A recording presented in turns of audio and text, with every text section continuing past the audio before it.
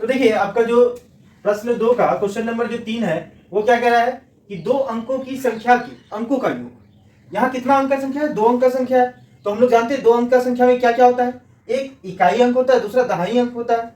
तो क्या कह रहा है कि उन दोनों अंक को जोड़ने पर 9 आ रहा है, यानी इकाई और दहाई अंक को अगर जोड़ रहे हैं तो 9 आ रहा है। तो सबसे पहले हम लोग को इकाई और दहाई अंक तो दिया हुआ नहीं है, तो मान लेंगे, तो लिखेंगे माना कि इकाई अंक बराबर x। इकाई अंक क्या है? x है, और दहाई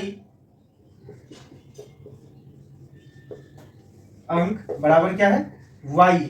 ठीक है, या लिख दीजिए और दहाई अंक क्या है? y है। तो आपका पहला शर्त स्टेप 1 क्या कह रहा है?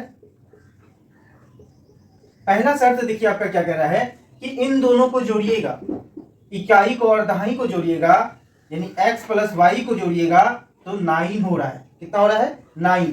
तो ये आपका क्या हो गया? समीकरण 1 हो गया। ठीक है, अब हम लोग क्या करेंगे, जो है समीकरण 2 निकालेंगे। तो देखिए दूसरा समीकरण निकालने से पहले आपको इसका जो दूसरा नियम है वो पढ़ना होगा। क्या कह रहा है? इस संख्या का 9 गुना, यानी ये x और y से जो मिलकर के जो संख्या बनेगा उसका 9 गुना। यानी अभी हम लोग को वास्तविक संख्या पहले पता करना होगा कि वास्तविक संख्या क्या है। तो वही क्या कह रहा है कि इस संख्या का 9 गुना संख्या के अंकों को पलटने से बनी संख्या का 2 गुना हो जाता है। तो सबसे पहले अभी वास्तविक संख्या आपको क्या दिया गया है वो निकालिए। तो देखिए वास्तविक संख्या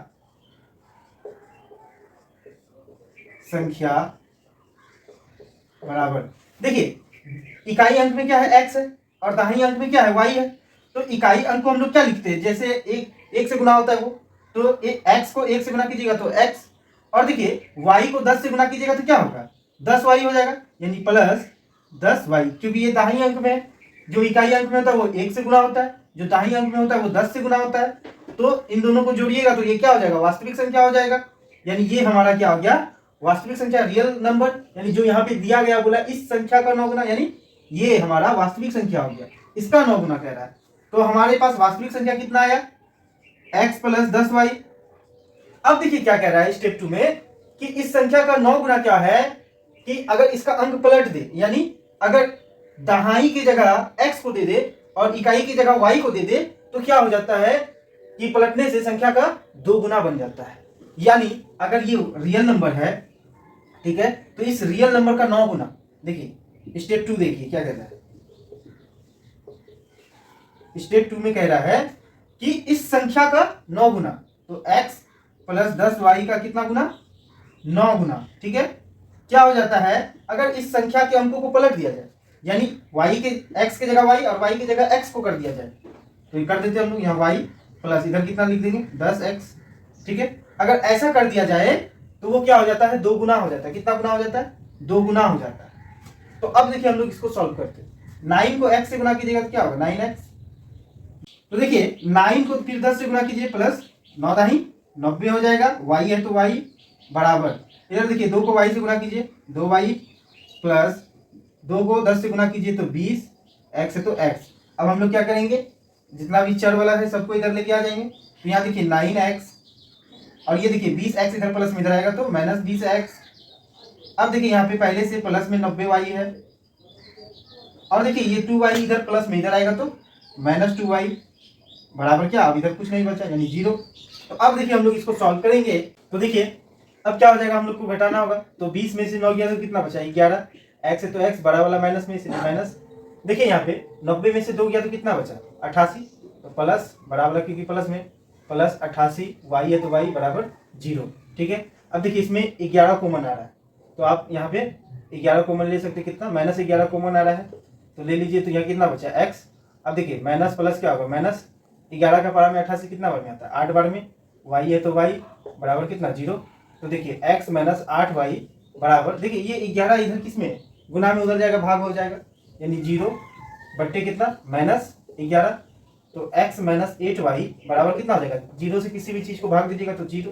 तो ये हमारा क्या हो गया? समीकरण 2 हो गया। ठीक है, तो समीकरण 1 हम लोग निकाल चुके हैं और समीकरण 2 भी निकाल चुके हैं। तो विलोपन विधि से क्या करेंगे? अब इसका मान निकालेंगे।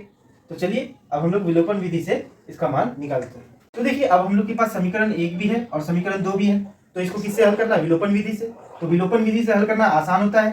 इसमें क्या करना होता है, देखना होता है कि x या y का कोई पद बराबर होना चाहिए, या तो x वाला पद बराबर होना चाहिए या y वाला पद बराबर होना चाहिए। तो यहाँ पे x का पद बराबर है, यहाँ भी x है, यहाँ भी x है, तो देखिए इसमें एक्स्ट्रा किसी से गुना नहीं करना है, सीधा क्या कर देना है, साइन चेंज कर देना है। ये प्लस में तो माइनस हो जाएगा, ये माइनस में तो प्लस, और जीरो यहाँ पर प्लस में तो ये क्या हो जाएगा, माइनस। और हमेशा याद रखिए कि आपको नीचे वाला साइन देखना है, ऊपर क्या है क्या नहीं उससे आपको कोई मतलब नहीं रखना, नीचे क्या है वो देखिए। अगर ये प्लस है तो माइनस, ये माइनस है तो प्लस, और यहाँ कुछ नहीं यानी प्लस है तो ये माइनस हो गया, ठीक है। तो अब देखिए ये प्लस में ये माइनस में कट गया। अब देखिए यहाँ पे ये y सिर्फ एक y है, वो भी प्लस में है, और ये 8y भी किस में हो गया, प्लस में हो गया। तो 8 और 1 कितना होगा, 9, y है तो y बराबर, देखिए 9 में से 0 गया तो क्या बचेगा, 9। तो देखिए y बराबर क्या हो जाएगा, 9 है तो 9 बटे, अब देखिए ये भी इधर किस में, देखिए y के साथ गुना में, उधर जाएगा तो भाग हो जाएगा, तो 9 से 9 कट जाएगा कितना बार में, एक बार में, यानी y का मान हम लोग कितना निकाले, 1, ठीक है। तो y का मान हम लोग का 1 आ गया। तो अब हम लोग क्या करेंगे, y का मान कोई भी समीकरण में रख देंगे, या तो समीकरण 1 में या तो 2 में। तो देखिए समीकरण 1 इजी है, तो हम लोग समीकरण 1 में रखेंगे। तो देखिए अब हम लोग क्या लिखेंगे, y का मान समीकरण 1 में रखने पर, तो देखिए समीकरण 1 आपका क्या है, x प्लस वाई बराबर 9। तो y का मान हम लोग कितना निकाले, 1 निकाले हैं, तो x प्लस 1 बराबर 9। देखिए x है तो x हम लोग लिख देंगे। अब देखिए 9 है तो 9, ये 1 इधर किस में है, प्लस में है, तो इधर क्या हो जाएगा, माइनस 1 हो जाएगा। अब देखिए x बराबर 9 में से 1 गया, यानी 9 में से 1 गया तो कितना बचा, 8। तो देखिए हमारे पास क्या आ गया, x का मान 8 आ गया, और y का मान कितना आ गया, 1 आ गया। तो देखिए हम लोग से सवाल क्या पूछा था कि वह संख्या ज्ञात कीजिए। तो देखिए हम लोग संख्या कितना निकाले थे, तो हम लोग जो रियल संख्या था यानी वास्तविक संख्या जो इससे बन रहा था, तो हम लोग क्या निकाले थे, x प्लस 10y निकाले थे, ठीक है। तो आप देखिए इसका मान रखिए, x का मान कितना है आपका, 8 है, प्लस 10 है तो 10 लिख दीजिए, और गुना y का मान कितना निकाले हैं, 1। तो देखिए 8 है तो 8 प्लस, पहले गुना का काम, तो 10 को 1 से गुना कीजिए तो 10। अब देखिए 10 और 8 कितना होता है, 18, यानी वो जो संख्या होगा वो कितना हो जाएगा आपका, 18 हो जाएगा। तो देखिए ये इस तरह का सवाल को आप कम से कम 2 से 3 बार बनाइए, क्योंकि ये सब सवाल ही बोर्ड एग्जाम में जो है टकराते हैं, और बच्चा इन्हीं एग्जामों में, इन्हीं क्वेश्चनों में जो है फंस जाता है।